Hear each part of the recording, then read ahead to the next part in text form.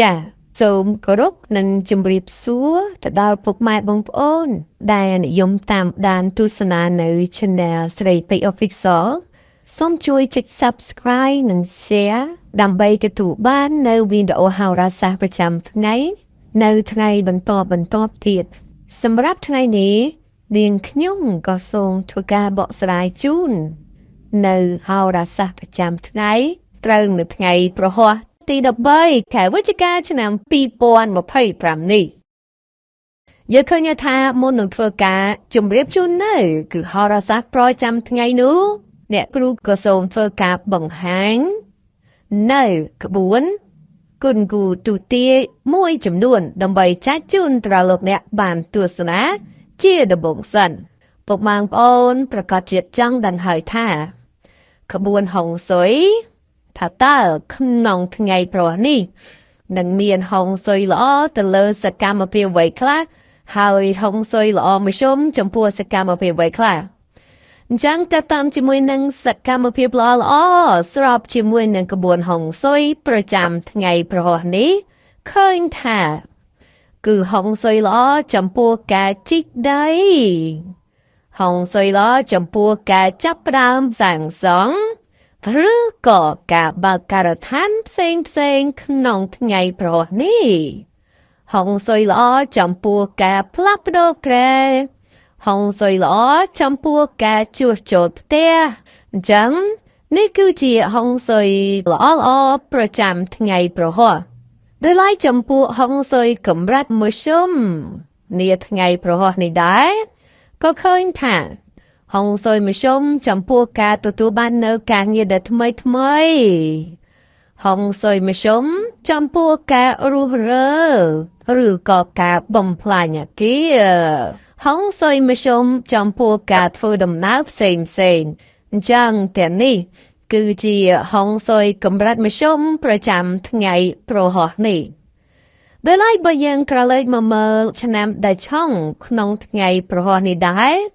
ក៏ឃើញថាគឺឆ្នាំកុល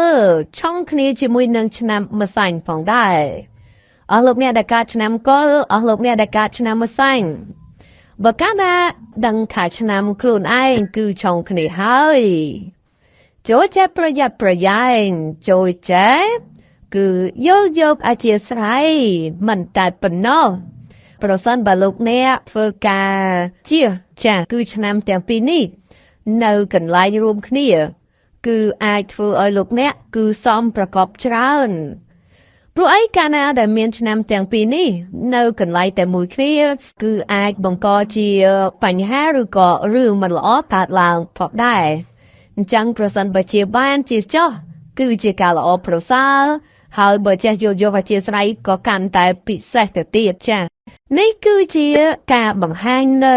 ហុងស៊ុយប្រចាំថ្ងៃប្រហ័សទី13ខែវិច្ឆិកាឆ្នាំ2025នេះជាបន្តទៅទៀតអ្នកគ្រូក៏សូមធ្វើការបកស្រាយនៃកតងជាមួយនឹងក្បួន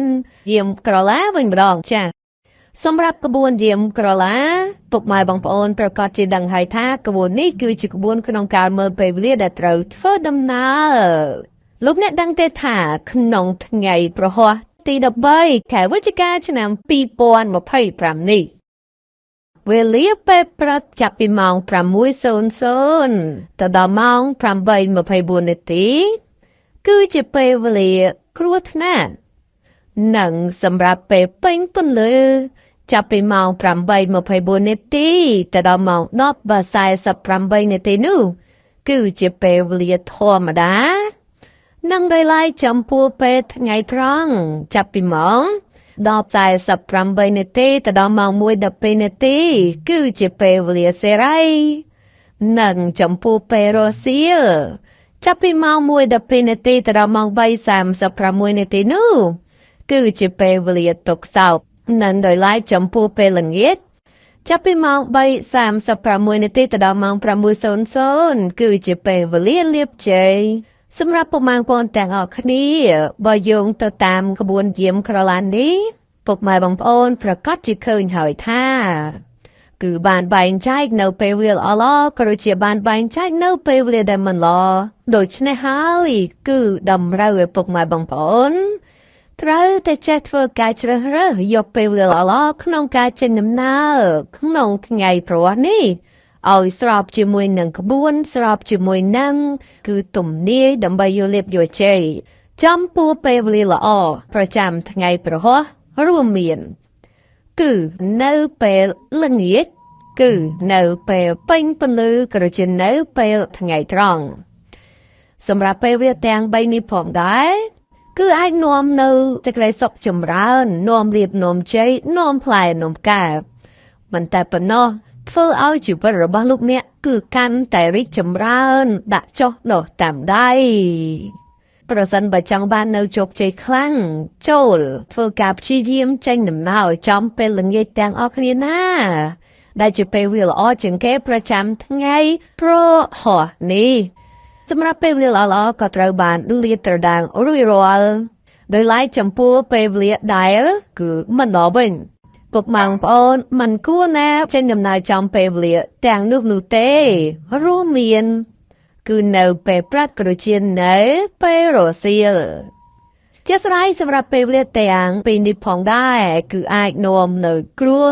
នាំនៅទុក្ខលំបាកនាំនៅរឿងមិនល្អដែលធ្វើលោកអ្នកពិបាកក្នុងការទប់ទល់ពិបាកក្នុងការដោះស្រាយទៅទៀតនេះឯងគឺជាក្បួនយាមក្រឡាដែលជាក្បួនសំខាន់តែតាន់ជាមួយនឹងក្បួនក្នុងការមើលទិសទាំង8លោកអ្នកដឹងទេថាដោយសារតែថ្ងៃប្រហ័សគឺមានកម្លាំងគឺ19គឺតម្រូវពុកម៉ែបងប្អូនត្រូវទៅបានមកត្រប់ទិសដែលជាដង្ហើមរួចប្រចាំថ្ងៃជាមុនសិន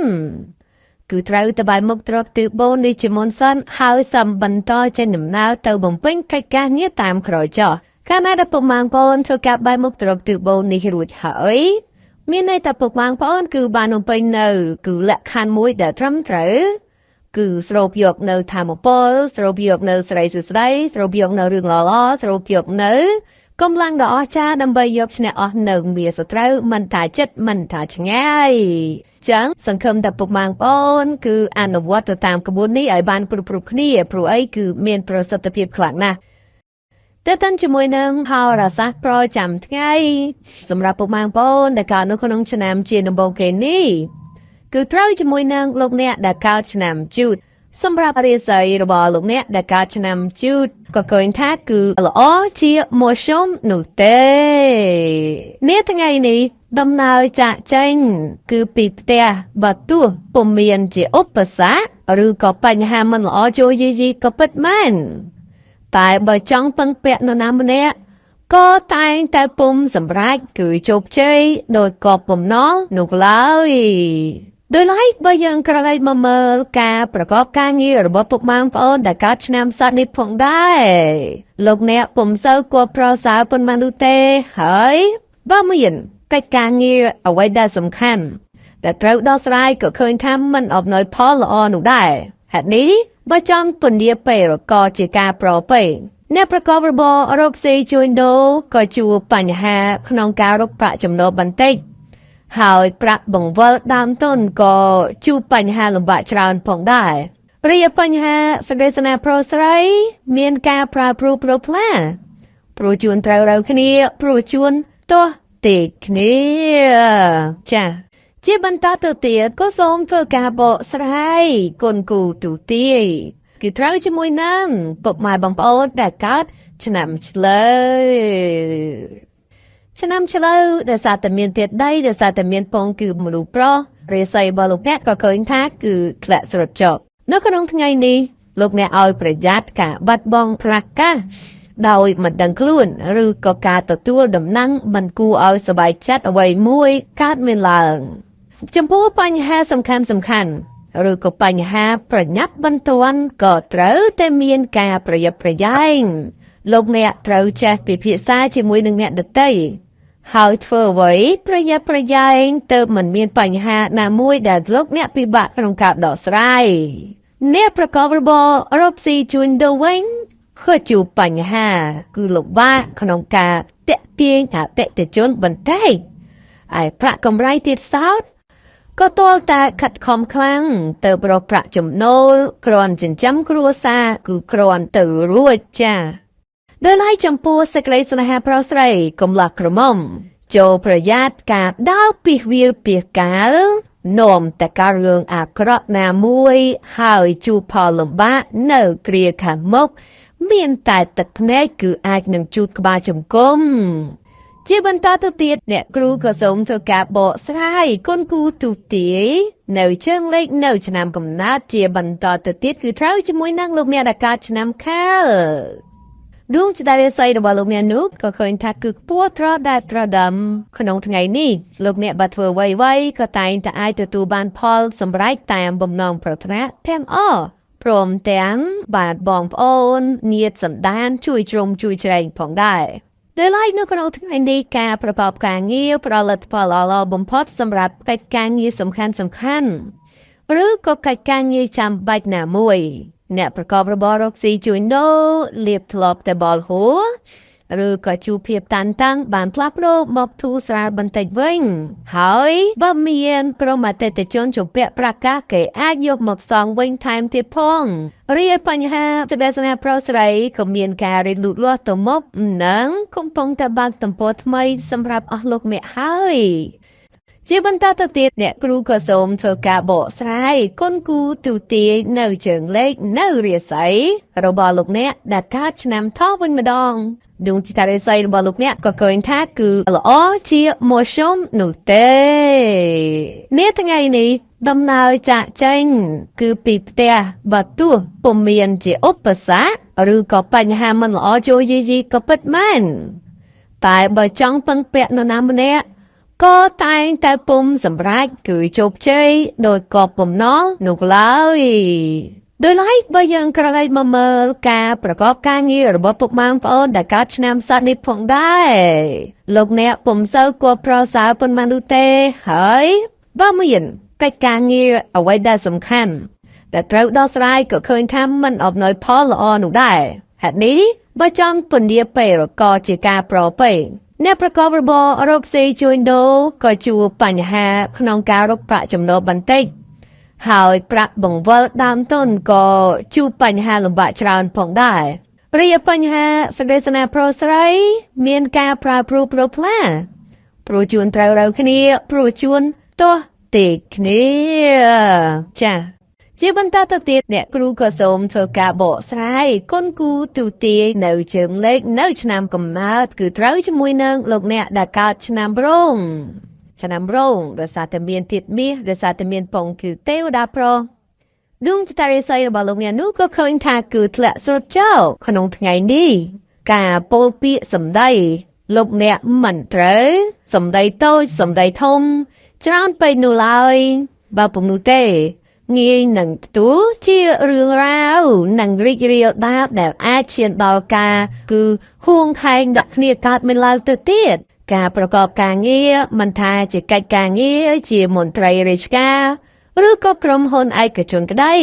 ក៏មានភាពប្រទាំងប្រទើខ្លះផងដែរព្រោះតែក្រុមមនុស្សចាំតែចាប់កំហុសនិងព្យាបាទយីក៏ច្រើនអ្នកប្រកបរបររកស៊ីជួញដូរមានដំណើរការទៅមុខយ៉ាប់យ៉ឺនបន្តិចក៏ពិតមែនតែក៏មានភាពសុខដុមប្រពៃផងដែរដែលឡែកចំពោះសេចក្តីស្នេហាប្រុសស្រីកំឡោះក្រមុំមានការជឿនលឿនទៅមុខតិចតួចបើថយក្រោយវិញនោះក៏ឃើញថាឆាប់រហ័សណាក៏បីប្រយ័ត្នប្រយែងឲ្យបានមែនតែនចាជាបន្តទៅទៀតអ្នកគ្រូក៏សូមធ្វើការបកស្រាយគុណគូទូទាយនៅជើងលេខនៅរាសីរបស់លោកអ្នកដែលកើតឆ្នាំម្សាញ់វិញម្ដងលោកអ្នកដឹងទេថាសម្រាប់ជើងលេខសម្រាប់រាសីរបស់លោកអ្នកដែលកើតឆ្នាំម្សាញ់ក៏ឃើញថាពោះត្រដាត់ត្រដាំបើលោកអ្នកទទួលគឺជោគជ័យអ្វីមួយហើយចូលកុំមានចិត្តគឺអួតក្អេងក្អាងឲ្យសោះប្រយ័ត្នគឺបែរជាកើតនៅរឿងរ៉ាវអាចខាតបង់នៅលៀបសក្ការៈទៅវិញក្នុងថ្ងៃនេះដំណើរជីវិតរបស់លោកអ្នកក៏ឃើញថាល្អប្រសើរដូច្នេះហើយបើចង់ពឹងពាក់អ្នកដទៃដោយមានការខ្ចីអ្វីមួយតែងតែសម្រេចជោគជ័យផងដែរចំពោះគឺលោកអ្នកដែលប្រកបរបររកស៊ីជួញដូរមានការចម្រុងចម្រើន នោះលោះនឹងបើចង់បើករបរថ្មីផងដែរនោះព្រោះតែងតែទទួលបានលទ្ធផលល្អជាជាងផលអាក្រក់ជានិច្ចរីឯបញ្ហាសេចក្តីស្នេហាប្រុសស្រីកំឡោះក្រមុំក៏មានការនឹករលឹកហើយក៏មានការប្រស្រ័យតាក់ទងគ្នាល្អណាស់ចាជាបន្តទៅទៀតអ្នកគ្រូក៏សូមធ្វើការបកស្រាយគុណគូទូទាយនៅជើងលេខនៅរាសីរបស់លោកអ្នកដែលកើតឆ្នាំមមីវិញម្ដងចាចំពោះរាសីប្រជាជើងលេខរបស់លោកអ្នកដែលកើតឆ្នាំមមីក៏ឃើញថាល្អជាមធ្យមនោះទេក្នុងថ្ងៃនេះលោកអ្នកមិនត្រូវមានចិត្តមួម៉ៅក្រៅក្រហាយឲ្យសោះប្រយ័ត្នរឿងរ៉ាវខ្លះខ្លួនឯងត្រូវសោះបែរជាคล้ายទៅជាជនរងគ្រោះទៅវិញទាំងស្ត្រីទាំងបុរសដំណើរជីវិតរបស់លោកអ្នកក៏ជួបបញ្ហាស្មុគស្មាញបន្តិចហើយរាល់ការប្រកបកិច្ចការងារតតែខិតខំប្រឹងប្រែងខ្លាំងទៅទទួលជោគជ័យជំនួយធំទៅរួចអ្នកប្រកបរបររកស៊ីជួញដូរទាំងការជួញទីចិត្តឆ្ងាយការរកផលកម្រៃទោះជួបផលលំបាកក៏មានការហូរចូលមួយគ្រាន់បំពេញបំពង់អញ្ចឹងផងដែរលើឡៃចំពោះសេចក្តីស្នេហ៍ប្រុសស្រីកុំធ្វើអ្វីមួយដែលជ្រួលជ្រើមខុសបែបបទព្រោះសុទ្ធសឹងតែនាំមកនៅសេចក្តីទុក្ខសោកមកវិញតែប៉ុណ្ណោះជាបន្តទៅទៀតអ្នកគ្រូក៏សូមធ្វើការទូទាយបំហាញនៅជើងលេខនៅឆ្នាំកំណើតគឺត្រូវជាមួយនឹងលោកអ្នកដែលកើតឆ្នាំមម៉ែឆ្នាំមម៉ែជប់តារិស័យរបស់លោកអ្នកនោះក៏ឃើញថាគឺធ្លាក់ស្រុតចោលនេះថ្ងៃនេះបើទោះបីលោកអ្នកសម្រេចចិត្តអ្វីមួយគឺផលសម្រេចនោះតែងតែពុំសូវឆ្លើយតបដូចជាគាត់បំណងនោះឡើយហើយពិសេសងាយជួបបញ្ហាលំបាកនាពេលក្រោយថែមទៀតផងក្នុងថ្ងៃនេះការប្រកបការងារអ្វីលោកអ្នកក៏គប្បីមានការប្រយ័ត្នប្រយែងបន្តិចព្រោះក្រុមមនុស្សអាក្រក់តាមយាយីនោះក៏មានច្រើនអ្នកប្រកបរបររកស៊ីជួញដូរការជួញទីចិត្តឆ្ងាយក្តីគឺជួបផលលំបាកក្នុងការរកផលចំណូលណាស់ដែរហើយក្រៅពីនេះលោកអ្នកគូប្រយ័ត្នប្រយែងការមានចំនួនវាថែមទៀតផងរីឯបញ្ហាសេចក្តីស្នេហ៍ប្រុសស្រីកំឡោះក្រមុំកុំចង់សាឡបងកម្មគុណប្រយ័ត្នត្រូវមករែកពន្ធភាពទុក្ខសោកនាពេលក្រោយហើយនាំជីវិតមិនភ្លឺស្វាងតាមអ្វីដែលជីវិតត្រូវមាននោះទេចា៎ជាបន្តទៅទៀតអ្នកគ្រូក៏សូមធ្វើការទូទាយបកស្រាយនៅជើងលេខនៅឆ្នាំកំណើតគឺត្រូវជាមួយនឹងលោកអ្នកដែលកើតឆ្នាំវករសារតែមានធាតុដែករសារតែមានពងគឺយៈប្រោរាសីរបស់លោកអ្នកក៏ឃើញថាគឺខ្ពស់ត្រដែតត្រដើមក្នុងថ្ងៃនេះឃើញថាឱកាសល្អមកដល់ហើយដូច្នេះលោកអ្នកត្រូវតែរវិះរវៃប្រញាប់ប្រញាល់ដៃជើងបន្តិចពីព្រោះនេះជាពេលវេលាមាសពេលវេលាប្រាក់ទោះបីធ្វើអ្វីក៏ដោយលោកអ្នកតោងតែងប្រញាប់ប្រញាល់ដៃជើងហើយត្រូវចងចាំថាធ្វើច្រើនទទួលផលច្រើនទៅតាមនោះផងដែរសម្រាប់អ្នកប្រកបរបររកស៊ីជួញដូរវិញមានភាពលូតលាស់ល្អទៅមកនឹងការរកប្រាក់កម្រៃទៀតសោតក៏គ្រាន់ក៏ប្រសើរជាងមុនដោយឡែកចំពោះសម្ព័ន្ធវាសនាប្រុសស្រីកំឡោះក្រមុំឬក៏ពូម៉ៃក្ដីក៏ជួបរឿងការយល់ខុសនិងភាពប្រឆាយប្រច័ណ្ឌកំពុងតែចូលលុកលុយច្រើនដូច្នេះត្រូវកាត់បន្ថយការបង្កចំនួនចេញពីខ្លួនខ្លះក៏កាន់តែល្អប្រសើរជាបន្តទៅទៀតអ្នកគ្រូក៏សូមធ្វើការទូទាយបកស្រាយនៅជើងលេខនៅឆ្នាំកំណើតគឺត្រូវជាមួយនឹងលោកអ្នកដែលកើតឆ្នាំរោកាឆ្នាំរោកាដែលសតមានធាតុដែកដែលសតមានពងគឺយៈប្រោរាសីរបស់លោកអ្នកក៏ឃើញថាគឺល្អជាមធ្យមនោះទេរាសីជើងលេខឃើញថានៅកម្រិតល្អជាមធ្យមដូច្នេះហើយការធ្វើដំណើរពេលយប់ប្រឡប់ពុំសូវជាមានសុខសុវត្ថិភាពទេគួរបន្ថែមការប្រុងប្រយ័ត្នទាំងបុរសទាំងស្ត្រីការប្រកបការងារលោកអ្នកមិនអាចយកភាពមោហៈទោសៈមកដាក់ខ្លួនបាននោះឡើយព្រោះងាយទាញនៅរឿងរ៉ាវពីល្អធ្លាក់ទៅអាក្រក់បានណាស់ផងដែរសម្រាប់អ្នកប្រកបរបររកស៊ីជួញដូរវិញដោយសារតែយាអូនកំពុងតែពុំសូវជាល្អគឺនៅកម្រិតមធ្យមដូច្នេះហើយនាំឲ្យមានក្រុមមនុស្សតាមឈ្នានីសនិងព្យាបាទឌីឌីក៏ច្រើនដូច្នេះត្រូវរក្សាភាពស្ងប់ស្ងាត់ទៅជាការល្អប្រសើររីឯបញ្ហាសេចក្តីស្នេហាប្រុសស្រីមានការគិតផ្លូវអាក្រក់ចំពោះគ្នាច្រើនធ្វើឲ្យគឺរកាមរកោមិនស្ទើរនោះទេចា ជាបន្តទៅទៀតអ្នកគ្រូក៏សូមធ្វើការទូទាយបកស្រាយនៅឆ្នាំកំណើតនៅជើងលេខគឺជាជើងចូលដល់លោកអ្នកដែលកើតឆ្នាំចវិញម្ដង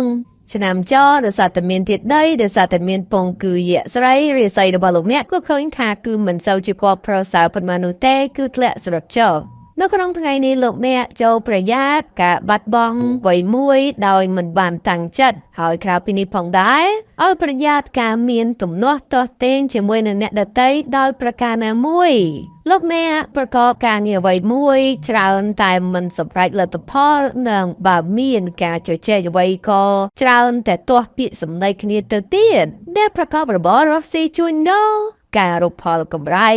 មិនលោភលន់នោះឡើយបើពុំនោះទេប្រយ័ត្នបានបាត់ដៃទៅទេវិលត្រឡប់ចូលផ្ទះវិញរីឯបញ្ហាស្នេហ៍ប្រុសស្រីកំឡោះក្រមុំមានការលេចចេញនៅបាតុភិបរកម្មរកខ្លះដោយសារតែការប្រច័ណ្ឌប្រច័ណ្ឌកំពុងតែបិទបានមកចាជាបន្តទៅទៀតអ្នកគ្រូក៏សូមធ្វើការបកស្រាយគុណគូទូទាយជើងលេខនៅឆ្នាំកំណើតគឺត្រូវជាមួយនឹងលោកអ្នកដែលកើតឆ្នាំកុលជប់ចតារាស័យរបស់លោកអ្នកក៏ឃើញថាគឺខ្ពស់ត្រដែតត្រដាំក្នុងពេលនេះលោកអ្នកមានអារម្មណ៍គឺភ្លឺថ្លាក៏ដូចជាមានគំនិតប្រាជ្ញាក៏ឃើញថាឆ្លាតវៃទោះចង់ធ្វើអ្វីមួយក៏តែងតែអាចពុះពៀក៏តែងតែអាចសម្រេចនូវគោលបំណងប្រាថ្នាផងដែរម្ល៉េះហើយបើទោះបីធ្វើអ្វីក៏ដោយតែងតែមានលក្ខណៈពេញដៃពេញជើងនិងមានជោគមានជ័យជាច្រើនផងដែរសម្រាប់អ្នកប្រកបរបររកស៊ីជួញដូរលោកអ្នកទទួលរងនៅការនឿយហត់និងទទួលរងនៅសម្ពាធក៏ច្រើនប៉ុន្តែយ៉ាងណាផលកម្រៃក៏គ្រាន់បានមួយចាយវាយទប់ទល់ដោយឡែកចំពោះសម្ព័ន្ធវិស្នេហ៍ប្រុសស្រីក៏មានភាពគឺស្រស់ស្រាយប្រៀបដូចជាត្រីក្នុងទឹកនារដូវខែវស្សាដូច្នោះផងដែរចា៎សម្រាប់ការគុណគូទូទាយនៅជើងលេខនៅហោរាសាស្ត្រប្រចាំថ្ងៃក៏ត្រូវបានបញ្ចប់ផងដែរខណៈពេលនេះដែរនាងខ្ញុំស្រីពេជ្រសូមធ្វើការអធិស្ឋានរាល់កំហុសខុសឆ្គងនៅក្នុងការអានជូនក៏ដូចជាពាក្យពេចន៍នៅអក្ខរាវិរុទ្ធដោយមិនបានត្រឹមត្រូវនាងខ្ញុំសង្ឃឹមថាពុកម៉ែបងប្អូនជួយចុច like និងចុច subscribe នៅ channel ថ្មីនេះផងខណៈពេលនេះដែរនាងខ្ញុំក៏សូមអរគុណនិងសូមគោរពលា